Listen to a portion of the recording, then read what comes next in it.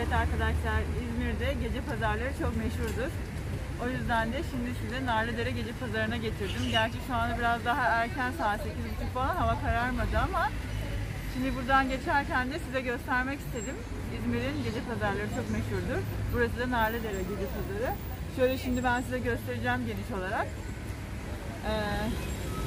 Öyle aslında akşam gece yani ışıklar söndüğünde daha güzel bir görüntü oluyor. Eğer gece ne kadar öyle denk gelirse onu da göstereceğim.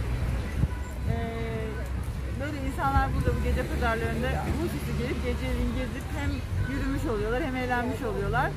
Sergiler falan var. Oraları da göstereceğim size. Hadi yine o zaman gece pazarını gezmeye devam edelim.